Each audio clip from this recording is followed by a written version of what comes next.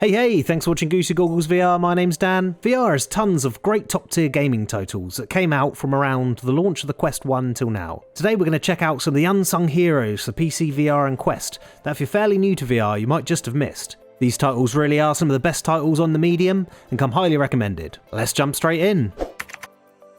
The first game on the list should be on every VR gamer's top 10 game list for sure. For me it's in the top 5. It's available for PCVR and has an amazing port native to the Quest 2. I feel like the hype around this game has died down a bit due to possibly no news of a PSVR 2 port. However, if you're into PCVR or Quest, don't miss out. CM Games brings us this creepy survival game that will have you scouring the wastes of a sort of dystopian post-apocalyptic Cold War era Russia. You'll have to manage your health and hunger to survive and also micromanage your gear, starting off with some pretty rusty old pistols and working up to more modern assault rifles. Cleaning your guns and mags is essential or they will start to jam at the most inconvenient time. Out in the wastes are strange anomalies in which some represent humans that can shoot you from afar. Some are like spider creatures that can think of nothing better than to ruin your day by leaping at you. Some are just static force field type invisible traps. Combating these anomalies never gets old throughout your time with Into the Radius. Do yourself a favour and check it out.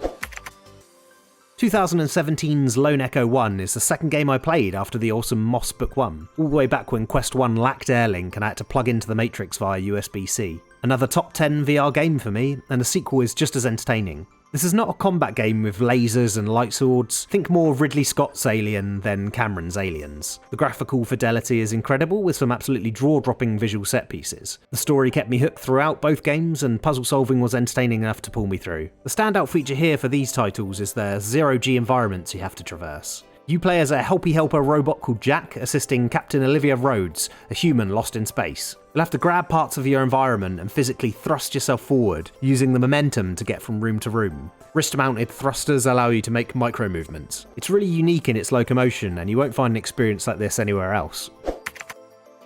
Just round the corner comes another Fisherman's Tale, but have you had a chance to check out the first entry, A Fisherman's Tale? Available native on the Quest 2 and PCVR, this is a short but sweet puzzle game that had me smiling throughout. The game sees you pondering over your lighthouse model in your actual lighthouse. The uniqueness here comes from your ability to simultaneously control 3 forms. Yourself as a fisherman cooped up in his lighthouse, a second form being a miniature version of yourself that hangs out in your miniature lighthouse model, and a third form being a giant godlike fisherman who will dominate the sky and look down upon the actual lighthouse your first form is inside. It's a narrative experience with light puzzles, with the creatures you meet along the way being very memorable, such as a French crustacean and a giant talking fish. Don't expect to be blown away by the gameplay, just cruise through the experience and enjoy it for the art piece it is. This one is short, real short, so only pick it up if you can find it for less than a tenner. At that price it's well worth it.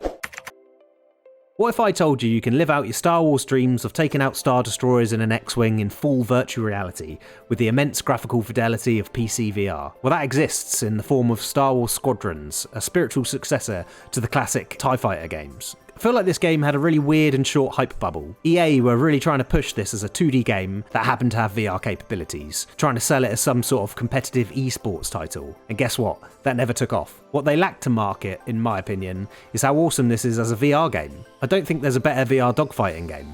This one always goes on sale on Steam, and I recommend it if you're a fan of the franchise. 11 Table Tennis. This game is native on the Quest 2 and PCVR. It's a really simple game, it's just table tennis. All the rules are there, so it'll register fouls and keep track of score. The reason this game is on my list is because of its physics. It's the best physics for any sports game I've played in VR. You'll find that if you're already fairly decent at the sport, jump into an online game with a friend, then come back to the comments and tell me that you didn't have a great time. I dare ya. The UI and lack of customization is a bit lackluster in this game at the moment, but very soon an update is to come with a full fresh lick of paint and personalization features such as meta avatars. That'll spice things up. If you played Moss Book 1 and Book 2 and you had a great time and hunger for more of that diorama style puzzle adventure gameplay, check out Down the Rabbit Hole. This game is a sort of alternative Alice in Wonderland type story game, where you get to choose some of the story elements, such as your lost pet that you're looking for. The visuals are really nice here and the voice acting is top tier. Like Moss, you'll be controlling Alice to solve various puzzles and collecting collectibles in the form of party invitations that will actually change the ending of the game.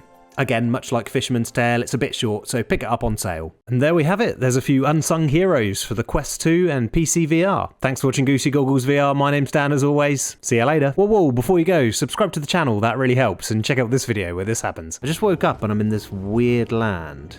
It's okay. I can handle it. I continued all day like that, like a scared child who couldn't handle one owl, one-to-one, fist to wing.